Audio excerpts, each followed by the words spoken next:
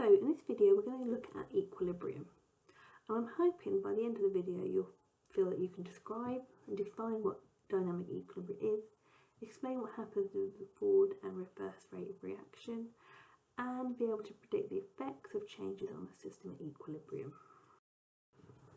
Start off with, I think it'd be a good idea to review some of the work we've done previously, so take a minute to pause the video and match up the definitions with their key term. Right, you will find the colour-coded answers here. I'm not going to go through them because they should be pretty obvious, but take a moment to check your answers and correct those you didn't get right. So here we have a word equation. Nitrogen plus hydrogen goes to ammonia, and we can see we've got this double-headed arrow with the arrows, these half arrows pointing opposite directions. Now from our last lesson we should recognise that symbol means it is a reversible reaction. Okay, we can also see that delta H for the forward reaction is negative, so minus 45.9 kilojoules per mole. So we can say that the forward reaction is exothermic. Now what does that mean about the reverse reaction then? Have a think.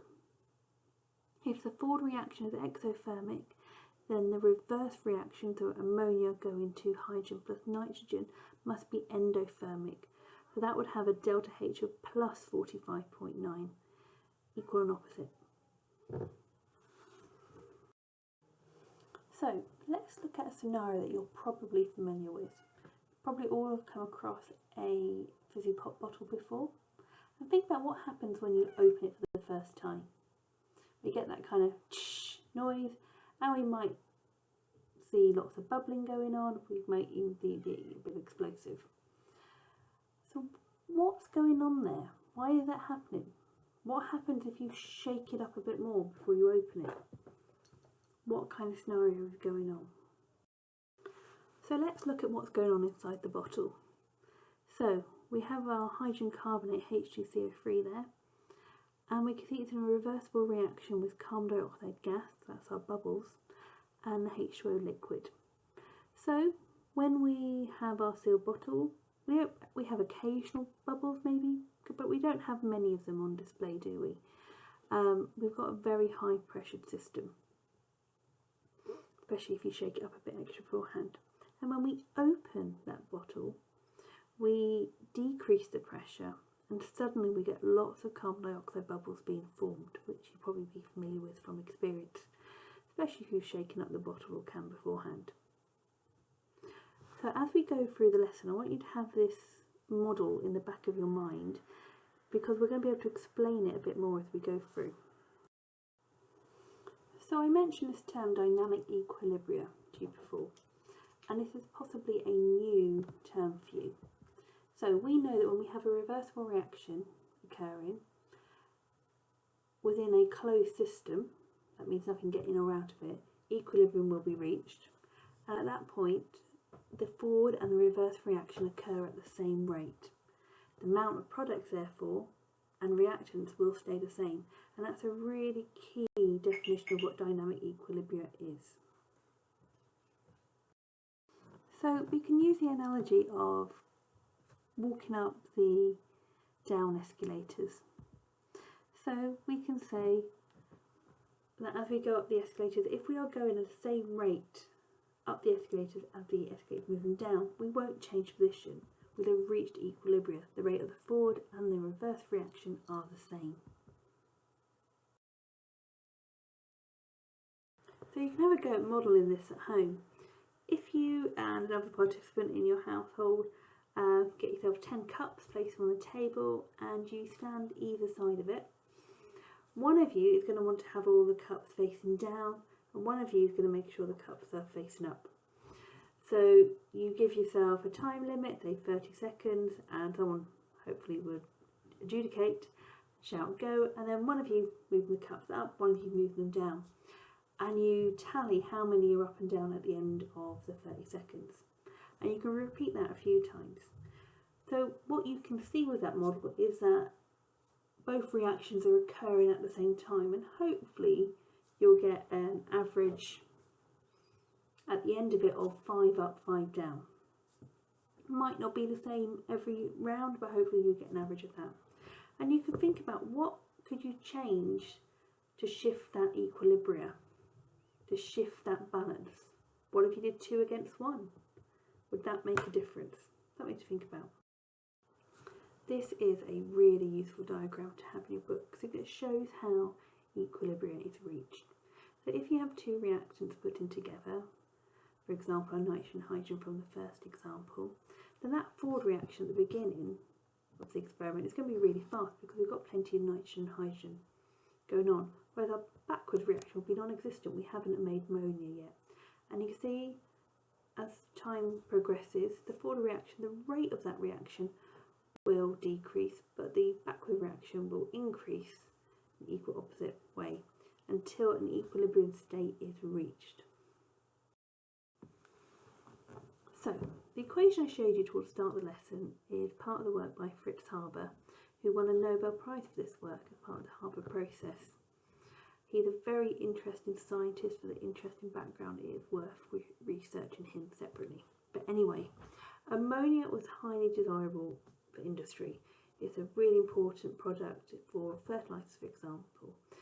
So it's essential for our farming industry to work. And consequently, we kind of want the forward reaction more than we want the reverse reaction. So scientists can ask themselves, and do, so how can we change the position of the equilibria so we favour the forward reaction more than the reverse? So we're going to look at some factors which influence them. And you might notice some similarities between these factors and the rate of reaction ones. Firstly, changing the concentration can shift the equilibrium. Changing the pressure if it's a gas system. Changing the temperature would have an impact.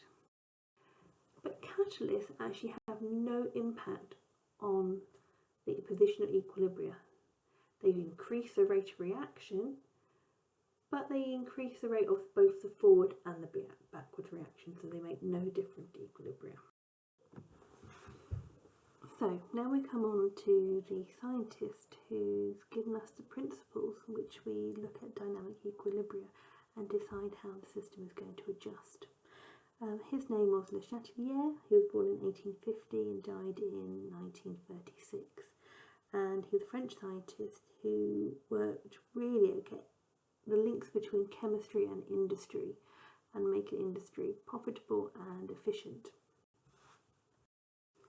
So the definition that basically you need to be able to recall in an exam is that Le Chatelier's principle states that if a change is made to the condition of the system at equilibrium, then the position of equilibrium moves to oppose that change in conditions.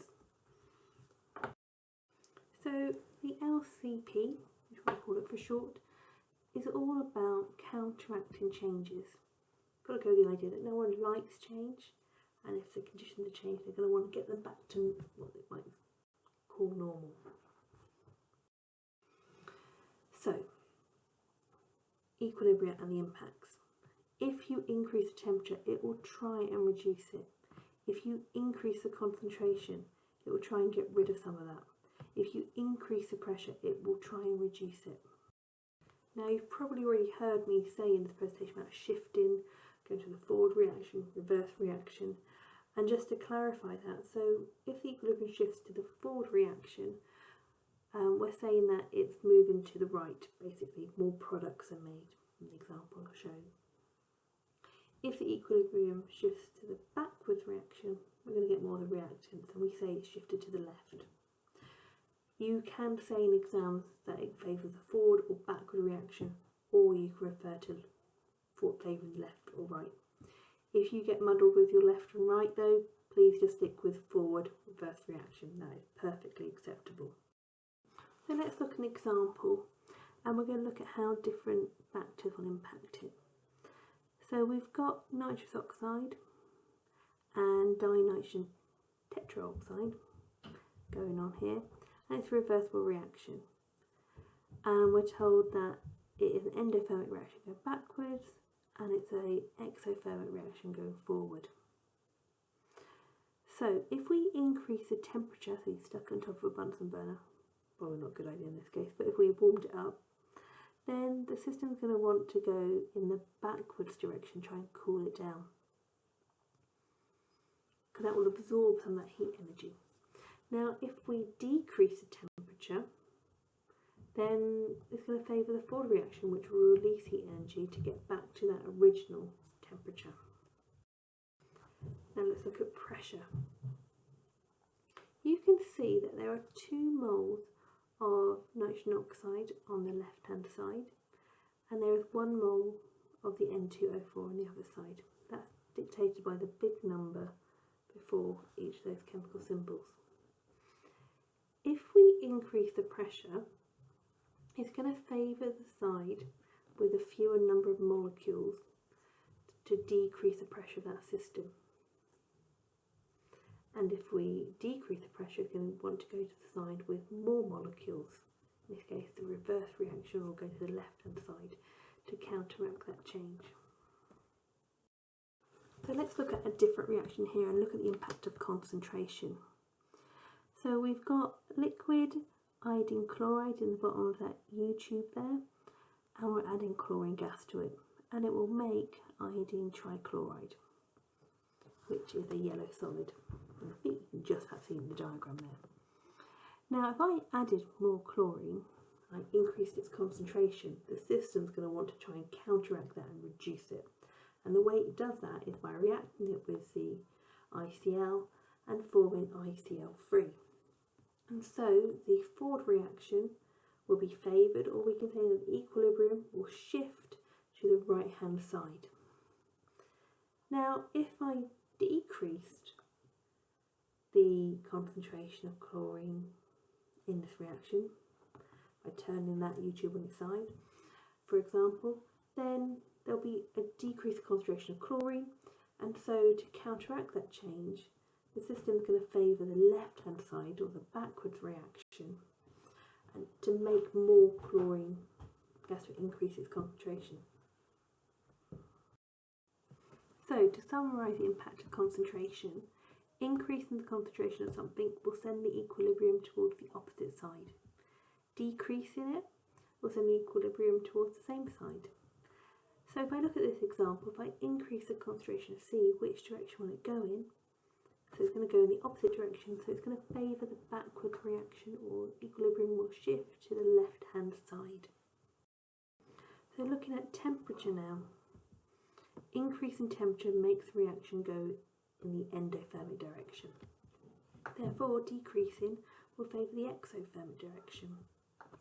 So we have an equation here, A plus B goes to C, and we see delta H equals minus 100 kilojoules per mole. Now when you see an equation written like this in the exam or in the textbook, the delta H equals minus 100 refers to the forward reaction. So that means that in the reverse reaction, C goes to A plus B, delta H will be plus 100. Okay, that is something to make note of and to look out for in your exams. So if I heat up this reaction, is it going to go to the left or the right? So it's going to favour the endothermic reaction, so that's the positive delta H, so it's going to go to the left hand side or the backwards reaction. Then if we change pressure, this will only have an impact if everything is in gaseous state. So if they are solid, and they sometimes like to trick you with this, not going to make a difference, okay? They've got to be compressible, so it's got to do with gases. So you need to look at how many molecules on each side of the equation. So we've got 1 mole of A, 1 mole of B, so that side of the reaction has got 2 moles, and then the opposite side of C, we've got 1 mole of C. So if I increase the pressure, it's going to want to shift the equilibrium to the side with fewer molecules. Decrease the pressure, send the equilibrium to the side with more molecules. So if I increase the pressure in this reaction, which way will it go? It will go to, in this example, sorry, we've got 2A plus B, so we've got 3 molecules on that side. C plus D is 2 molecules, so if I increase the pressure, it's going to favour the forward reaction. I find having a flashcard with an equation like this one and these scenarios underneath a really useful revision aid. It's my go-to card for this topic, and so I would recommend strongly that you make your own equivalent one. Now would be a good point to pause the video and make some predictions about what's going to happen to the equilibria. Will it shift to the left or the right? So let's go through these scenarios. If you increase the pressure, it's going to go to the side with fewer molecules. And in this case, it's going to go in the forward direction, or we're going to shift to the right. If we decrease the pressure, it's going to go to the side with more molecules, a great number of moles, so it's going to shift to the left. If we increase the temperature, that's going to favour the endothermic reaction. So we're told that the forward reaction is exothermic, so the backwards reaction must be endothermic. So increase in temperature, equilibrium will shift to the left, in the direction of the backward reaction. Then if we decrease the temperature, that's going to favour the exothermic, so that's the forward reaction. If I increase the concentration of A, it's going to favour the forward reaction, so equilibrium will shift to the right. But if I decrease the concentration of A, equilibrium will shift to the left and favour the backwards reaction.